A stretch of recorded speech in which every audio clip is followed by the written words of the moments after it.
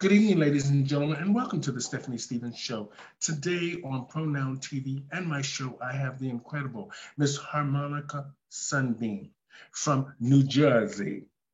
Jersey. I hope I'm pronouncing it right. And today I asked her to be on the show because I think that she's a trailblazer, somebody that's made a real difference within our community. She's been featured in the New York Times, and she does lots of radio talk shows, and she has something very interesting. We're going to talk about it, the Storybook Hour in public libraries. Who would ever guess a drag performer or a drag queen would be in our public libraries? So today on the show, I want to just welcome Miss Harmonica Sunbeam. How you doing, girl?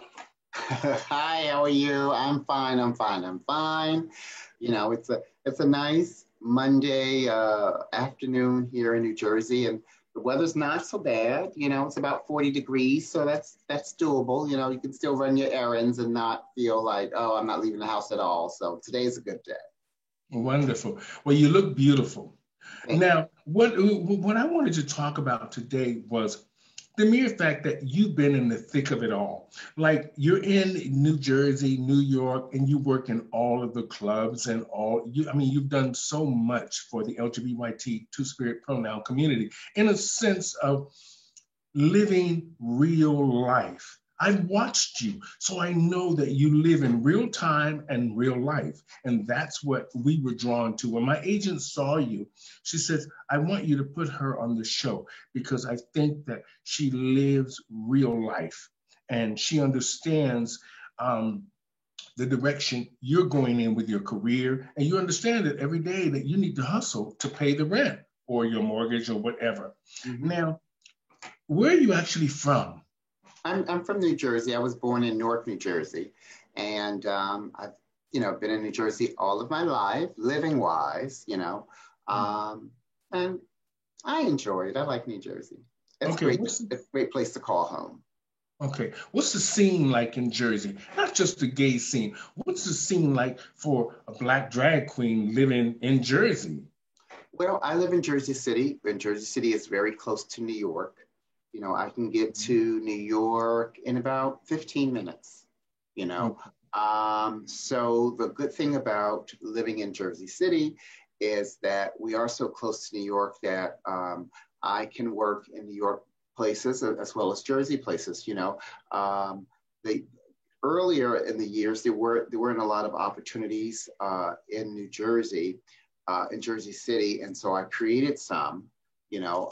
I started, and so now I'm happy to say that we have 2 clubs and a gay bar in Jersey City. But when I first moved here years ago, that wasn't the case at all. And so I had to be the one who acted as a promoter and did different events at different places to make some things happen and stuff. But I got started in Newark, New Jersey, at a bar called First Choice. Which is no longer with us. It's now Ecuadorian bakery or something. and Jersey is great, but Jersey is a little bit spread out. You know, you might have a place here and then a place further down and in another area and stuff. You know, and at one point we had quite a few places to go to, and now not so much. But you know, we make it work. Okay. Now, can you make a living? Can you make a living doing what you're doing right now? It really depends. Yes, you can, but you have to have a name for yourself first. You know, I don't necessarily work in a lot of clubs these days. Even before the pandemic, before the pandemic happened, I was only actually working in a club on a regular basis. I had a monthly gig at a club in River Edge, New Jersey. But other than that, a lot of my stuff is from private parties and events and things of that nature, and from Drag Queen Story Hour, which we can talk about later.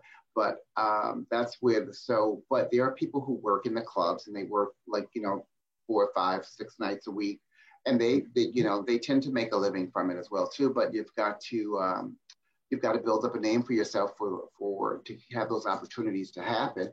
And you also have to put a reserve because, you know, bars and nightclubs come and go, and these jobs come and go, you know, even at the whim of a owner or a manager who says, oh, we're not going to do drag anymore, or we're not going to use you anymore, you know. And so you kind of have to like not put all your eggs in one basket and have enough stuff and spread out where if one place closes, you know, you're not totally out of the, you know, out of making any money. Now, I have to ask this question because my agent always puts a big sign on the wall there for me and reminds me. I have to ask you, how do you identify? Oh, in drag is she and her, and out of drag is him and he. Yes. Okay. Now, what I like the most about you is for me, it was the accent. I love the accent. And for me to hear Black Americans speak that, you know, because we're so used to the Sopranos or, you know, those guys there from the Goodfellas and all those kind of guys with that real kind of accent. It's really interesting to hear it coming from a drag queen. And so is it okay if I call you drag queen? Oh yeah, that's fine. That's fine. Yeah, yeah. I don't really feel that I have an accent, but people do ask where I'm from when they talk to me sometimes for the first time. So okay. I don't know what they hear, but you know. There's that little twang in there. It's like me. I've been in Toronto 32 years, and they always say they can hear that Southern twang in me. So, it's funny. We never lose where we come from. It's funny. It always carries with us. Now, I want to talk about Stonewall for just a minute. Okay. Now, where is that at? I saw that they needed money to keep this legendary place open. Well, it's located right on Christopher Street in the heart of Greenwich Village. And yeah, there were a lot of bars and clubs and stuff that had GoFundMes during the time when everything closed down because it's, you know, the rents in New York are crazy. And if you're not open and making that money, you know, just a small time closing could really throw off your books for a while. And so we were closed for a number of months. So a lot of places set up GoFundMes to help out like some of the employees and things before they were able to get like some sort of unemployment in a sense. So, but yeah, a lot of different places. But yeah, so I felt for all the places, you know, and especially Stonewall, because Stonewall is a landmark and it's a place that people come to when they come to the village just to see the place, you know, because it's where the riot started. And you know, it's a place that we have to preserve. Now, the reason I talk about I wanted to talk about that for just a minute is because I used to come to New York a lot when I used to go to the Limelight, and I used to go to other different clubs that really these were huge clubs that made a real big difference in the New York gay life. And I know that you were part of that as well as me, because I'm 60 years old. So, I mean, I'm not saying how old you are, and you don't have to say it because the lady never tells her age. But I have traveled all over this world pretty much, and I've experienced a lot. So I think that I like talking to people that understand and remember our history. Now, I want to talk about something else in New York that kind of concerned me, in a sense of the pride, the pride parade there. When they were having, I think it was last year, when all of the Atlanta Housewives of Atlanta came out. What was that all about? That controversy there with the Housewives of Atlanta, and they came out in support of the Pride parade, but it ended up being a backlash because it wasn't for the right reason. And I don't know if you heard anything about that. No, that's all news to me. Okay, so this is 2019. I think 2019 was World Pride here in New York. I believe it was World Pride, or maybe it was 2018. I'm not sure. I have to look it up. But I don't know anything that was happening with them in a sense. I'm not a big TV kind of like person and stuff, but I didn't even hear anything, outside, like even on Facebook and stuff regarding there being some kind of situation with them. Okay. Well, I just wanted to, I didn't want to get into it. I just wanted to just sort of touch on it so people know. I mean, my agent, she put these things up there for me to touch on. So I'm just touching on certain things that I think we should talk about before we get into the real story of Harmonica Sunbeam. Now, you are from Jersey, and what about family? With your family and your friends, are you in a relationship right now? No, I'm not in a relationship. I have a cat. Does that count? my family's here in New Jersey as well. Now, I know that, to be honest, we really look up to you because I do feel like I'm talking to a celebrity. You've done so much in our community and around your own communities. And the fact that New York City and Jersey are probably not the safest places, like a lot of places around the world, to be doing drag and to be getting on the subway or even in a cab, trying to get through that traffic in New York to get to your gigs and all of this stuff, sometimes having to run there because you're scared you're gonna be late and you might lose the gig and all these kind of things. How do you handle that hustle and bustle of drag in New York, in Jersey? Well, I think, it's a matter of preparation. A lot of times, I don't drive personally, but I will Uber to some events depending on where they are. Some events I'll go there and I'll get ready there depending on the conditions of the dressing room. All dressing rooms aren't created equal and stuff. So if it's a place that I can comfortably get dressed at, I will leave the house a little bit earlier and I'll go there and I'll get dressed. But like for stuff that's local here by me, I'll leave the house and I'll be fine. I happen to live in a very open-minded neighborhood. I've never had really any issues and stuff. And as far as like the trains are concerned, it's very rare that I'm on the train in drag. I know that a lot of girls who live in New York, that's how they get to work. And, it shouldn't really be an issue because we are going to work just like everybody else that's on the train. And just because we dress differently for our work doesn't mean that we should be open to violence or discrimination or hate. We paid our fare just like the person that's sitting next to us, and what I look like going to work shouldn't be a concern to you. We should all be focused on getting to work. Well, that was the reason I brought it up, is because my agent, we saw a lot of violence on the trains with the girls. We saw a lot of that. So I wanted to bring that up to you as well, because I know that it can be dangerous for us as the LGBT community, or even sometimes when we look realistic or we're just a fetish, these things can be very dangerous for us. Now, I'm going to talk about your family for just a minute. Do you talk to your family? Are you close to your mom, your dad, or your? Well, my parents are deceased, so I have my sister and a niece, and other family members that I, stay in touch with, and they, support me in my endeavors and occasionally come out to some of my events and stuff. So it's a very, a tight-knit group. And, of course, this year was the weird year where we don't get to see each other as much, but, we do what we can, Okay. Now, I want to talk about the New York Times. First of all, how did they come to you about that? Or did you have an agent or something that the New York Times was interested in your story? How did that come about? Well, the New York Times story is in regards to Drag Queen Story Hour, and Drag Queen Story Hour was just taking off in New York, and it was kind of like the right place, right time kind of situation. I believe that they were going to cover that event regardless of who was going to be doing it, and it just happened to be me. It also just happened to be my first ever Drag Queen Story Hour reading.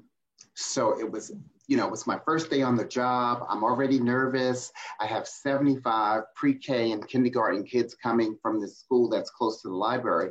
And then they say, oh, and the New York Times is here to interview you. So all the pressure in the world, you know what I'm saying? But I mean, I was lucky enough that interview also reminds me when I started work, and I was also lucky enough to have had the gig and them to interview, because if it was somebody else, they would have just interviewed them as well too. They don't necessarily, it happens, but not as much where they seek us out individually. It's just that this is when the reporter can make it. When are you having another story time? Okay, this is when a reporter can make it. And so whoever happens to be that particular person, then they wind up getting the luck of being interviewed. Well, I must say, that's amazing. That is the mere fact that the New York Times showed up there, whether it was for you or anybody else, meant that this storybook or story hour meant something. It resonated with somebody. It got some bigwig's attention. Right. So, like you said, you were nervous your first time. What did the children think when they saw you? I mean, Harmonica Sunbeam is not the total toned down. Sometimes, children think of us as clowns. Mm-hmm, mm-hmm. So, and I know we don't think of that as ourselves. We think, and what did you think the children thought of you? Did they like you? Oh, they were very engaged, and one thing about, the children, their emotions are real, when they are excited about something, they show their excitement. Sometimes, our audiences, our adult audiences and gay spaces can be a little jaded, and not give you the love and the energy as a performer that we need and deserve. So working with the kids, you always get that wow, and I always say that, if I can get to them through the stories, or get to them through costumes and jewelry and all of that stuff, there's different people appeal to different things, and you want to be able to have them engaged in one way or another, even if there was a kid in the audience that didn't hear a word I said, but was just fascinated by my jewelry, and it was just like that, that kid could be like, wow, when I grow up, I want to make jewelry, or something like, there's certain things that appeal to different people, and you just never know how you're going to touch people, when talking to a large group of people, and especially kids. So they were they were very well behaved and very excited to see me. Wonderful. Now, I want to ask you this, because I'm sure some parents will be thinking exactly what I'm thinking. I mean, I'm going to be honest. I'm guided by what my agent wrote here. I would have probably said some of this stuff anyway and asked, but I think some of her points are very relevant, and we need to talk about it. Were any of the children afraid of you? There have been kids who didn't want to take a picture with me. You know what I mean? They made because sometimes, and that's not necessarily being afraid. It's probably afraid of being left alone. So if you were to take a child and say, okay, go stand next to her and take the picture, but they really want to just be closer to their parent, so they just didn't want to take the picture. But there have been kids that have cried, and stuff, but not necessarily afraid, fear, like you were in fear of me,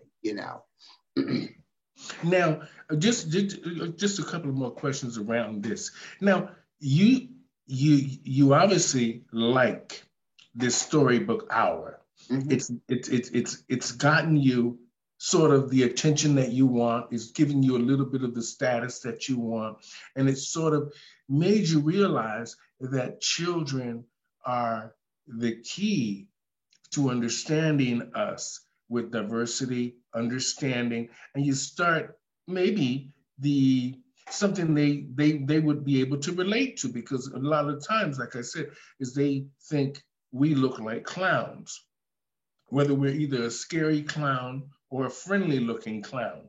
Now, I know that I can tell when I've listened to one or two of your stories, and I can tell that you have a passion inside you that's real.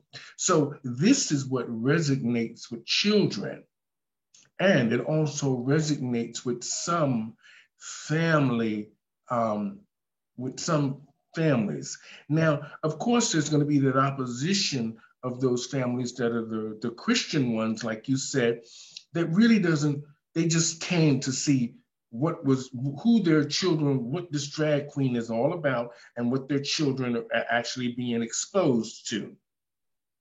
Now, have you ever had any real complaints from families or parents about you? Well, we've had some protesters at some events, and that's to be expected. Um, we haven't had a situation where they have actually entered the building. They've just, showed up outside to say that they don't agree with the program, and that's fine. They have a right to say what they don't agree with, but you keep in mind that all the kids that attend any drag queen story hour are accompanied by a caretaker or a parent or someone who wants them there. It's a lot different. I am not in the middle of a dark alley saying, hey kids, come here, I want to read you a story. I am in an open public setting, and these kids are with their parents, and we're just reading books. So it's not like a secret situation where you can't come in, oh, you can come in, oh, not you, it's everyone is welcome as long as you're there with the right intentions, Okay. Now, this will be the last one on this, because I really, I'm enjoying this part, because I think that this is what my agent really wanted me to focus on. She was like, well, I want you to do this, and I want you to do this, and ask her this. So I'm going to ask you this.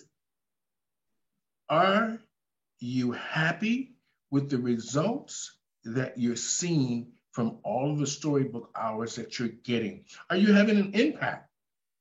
Are you making a difference? Is it working? Is the storybook hour working? I believe it is working, and I know that it's working because we started out this started in San Francisco, and it came to New York, and now it is international. We have chapters in Germany and Japan and Mexico and Sweden, and all across the US. So there is a need for this, and there's a desire for this, and there's a purpose for this. And I am happy that we have a chance to help raise a new generation of open-minded individuals and people who are not afraid to express themselves. That's what this is all about. It cuts down on bullying people who are different. And it also creates role models, in a sense of the drag queens. Now we're held in a different light. A lot of people have always said, oh, why do you need drag queens? They perform for adults, they perform in nightlife and stuff. But it shows that we too can be adaptable to a different scenery as well, and that there are other interests that we have as performers, and that is to help others and to bridge two communities that would have never been together. Drag queens and kids, we teach them, it helps to improve reading, when kids are excited about reading, that's why we read to our kids stories, because we want them to be better readers. We want them to be more acquainted with reading. And that's why when we bring them to the library or a school or to a bookstore for Drag Queen Story Hour, it's the same story hour they would normally get. It's just with an added plus of having someone with a little bit more flair and style and flamboyancy. Well, that's it. We know children like shiny things and colorful things, so they can relate to a lot of this. I think, in a sense of the colors and the shiny things, the excitement of it all. Right. Now, when you think about our community now that we're having so many civil unions and marriages, now is gay marriage legal in New Jersey and New York City?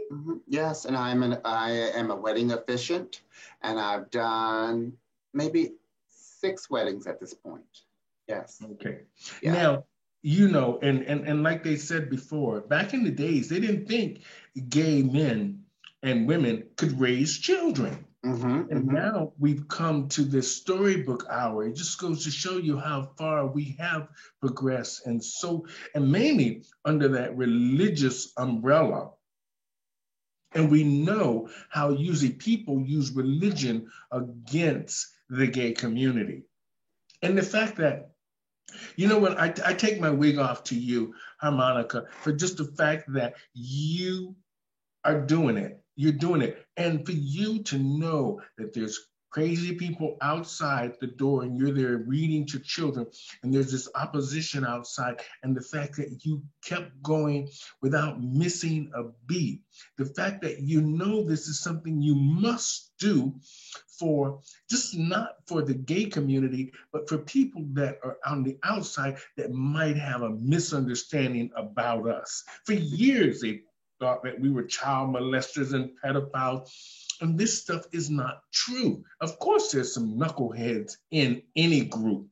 Now, I want to just say, now you were doing some radio show the other day, or you have some big radio show that's coming up? No On radio BuzzFeed? shows, no. BuzzFeed? BuzzFeed? Oh, I did a BuzzFeed video some time ago. That was in relation to a drag queen story hour as well, too. Yes. Okay, so now you're doing virtual bingos. I'm doing virtual everything pretty much. So virtual bingos and performances and hosting events as well. So yeah, it's been quite a transition to working from home, something that I thought I would never do as a drag performer. And it has its, you know, advantages and disadvantages, but I am just happy to still be, you know, working, and that people still want to book me, especially at a time like this. Well, you know, I want to just say you're doing great work, and don't put that torch out. Keep that torch. I watch you even when you're just as your other male pronoun and walking around Jersey telling people to get off their ass and get motivated, get doing something. And I like that. I like the fact that you just keep putting the fire underneath them to keep them moving, because mainly in this time, most people are just laying in their house. They're going through depression. And, you know, our community is very marginalized in the first place. And for us to go through something like this here just really sort of sets us back a little bit. But the fact that we have great performers like yourself that just keeps online, keeps entertaining, keeps bringing it, just keep bringing it. And this is what my agent told me. She said, get off your ass and get on that thing there and get things out there, get this going. This is the only way we're going to get this going. Let the people know you care about them. Let them know that you're here, even if you're just drinking coffee and talking to them. Do something. So I understand the value of our voices. Before, I didn't understand that. I do now. And I think also too, especially right now with what we're going through, people need that connection. There's so many people that are maybe in the house going through so much on their own, or don't feel like, you know, like, okay, I don't feel safe going out, you know, so it's great to be able to go live and just chit chat with people and have people check in, because you never know who needs that companionship. You know, even if the numbers on the live are not huge, you know, it's not about, for me, it's always been about quality, not quantity, you know. And I know that when I go live, even if I'm just doing my makeup or just, you know, chewing the fat and having some coffee, I know that there will be people that come on that I don't normally get a chance to talk to on social media. And so we wind up having that, you know, a conversation that we would have never had if I didn't go live. You know, that's the good thing about this. My agent, she told me, she says, Stephanie, slow and steady. And I found she's right. Slow and steady. You don't need to be viral. You don't need 1 million hits. Just slow and steady. No, we all have a beginning. So, you know, nobody starts off, Paris Hilton didn't start off with 1 million followers, you know. It's just, it took a while before people started to realize who she was, you know. So yeah, we all start somewhere. Okay, I'm going to lighten the mood for just a minute, and then we're going to wrap up shortly here because I know you're a busy woman. Now, I know Wendy Williams is from Jersey. Yes. And now, you know, a few months ago, or even a year, it was almost about a year ago when they had the controversy with her about telling men to stop wearing. Women's What are stuff. your thoughts on that? Well, I've had the pleasure or the opportunity to be a guest on her radio show years ago. She was a radio hostess on WBLS, and people would talk about me and my show in New York City, and and so she said she wanted to meet me, and she invited me onto the show to be a guest. And I came on and I met with her, and then her career transitioned into TV, and I went to the show, and I was told by another friend of mine who lives in DC that they don't allow drag queens to go to the show. They don't let people to go and drag. And I thought that was very weird how, she says she's all for the LGBTQ community. And, you have all these people from our community that are on your team that help you look your best. And why would someone not be able to go and drag? Because in reality, my idea of drag is any time that we dress up more fabulous than what we normally do. Do you understand what I'm saying? Mm-hmm. So all those people in that show, in that audience, they're in drag because what they wore today is not what they would wear going to Walmart. It's not what they would wear lounging around the house. They all got dressed up, So you can't say like, oh, but you have a wig on. Okay, I can't be the only one in this audience with a wig on. I can't be the only one in here with a face full of makeup. I'm not the only one here with jewelry or nails on. So what are you getting at? I thought that she made a big mistake by saying that, and she turned a lot of people off. This is the thing, let people be who they want to be, because it's not hurting you. Mm-hmm. Well, for me, I look at it this way. If the booking people or the production company or whoever is contacting your agent or contacting you, if they're hiring Harmonica Sunbeam, that's who we need to see. Mm-hmm. Mm-hmm. We want to see the woman that is getting all of the attention. We don't want Janet Jackson to come with no makeup on and no wig on and no stuff and looking like Janet Jackson. If we're hiring Harmonica Sunbeam, that's who we want to see. And if just in case that you're a drag queen, then that's what we want to see, that drag queen. So Wendy Williams is a very strange individual. And I've said this many times, and someday, she is just lucky that she is even on TV, and and the fact that she can just, anyway, she'll learn her lesson eventually. Now, in closing, I want to say, how do we get a hold of you if we want to book you? Oh, okay. Well, you can always reach me on Instagram at hsunbeam, or on Facebook under Harmonica Sunbeam, or through my website, theharmonicasunbeam.com. Yes, theharmonicasunbeam.com. Well, it was great, interesting talking to you and having your take on just a few issues. Now, I just want to say it's my pleasure meeting you finally, and the fact that you're making a difference. And I like the fact that you understand what it is that you want from your career. And you understand the challenges for us as older individuals in the drag world, how we have to always be changing and stay relevant to keep working. Mm-hmm. But yet, at the same time, use our voice to make sure that people respect us. Right. And understand that we are to be respected, and we have something of value to even offer to the little ones. Mm-hmm. Mm-hmm. So I want to just say thank you, Miss Harmonica Sunbeam. I know you're having a busy week. So what do you have coming up today?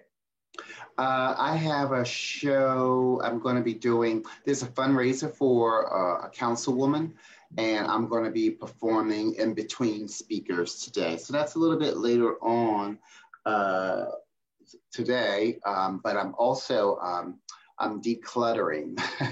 Oh, okay. So I have like 3 boxes of donations that I need to like organize and get ready because they're picking them up in the morning. So I'm like, okay, once I pull all this stuff out, I want it to go. It can't, be pulled out and then stay here for 2 weeks. It's got to go the next day. So they're coming to pick it up tomorrow. So I'm happy for that. So it'll create, some more space in here for me. And yeah, I'm just getting ready for a very peaceful Christmas week, Mm-hmm. Well, I just want to say this to you. I always say this to a lot of my friends at this time. I just hope everybody's reaching out to everybody during Christmas time. It's the most difficult time for our community because a lot of us don't have family and we're lonely. A lot of us need food. So that extra food that we have, we should be sharing with our neighbors and our friends and just reaching out just to see if people need a bag of groceries or just need a conversation. Mm-hmm. And I know you're good for those kind of things because I watch a lot of your stuff and you're very good for charity, and we want to say thank you. Also, I want to just wish you Merry Christmas and Happy Holidays, Miss Sunbeam. It was a great time talking to you today. And I just want to say thank you. Thank you. Thank you for having me, and I appreciate it. And we will chat again soon. All righty. Happy holidays. You too. Bye-bye. Bye-bye.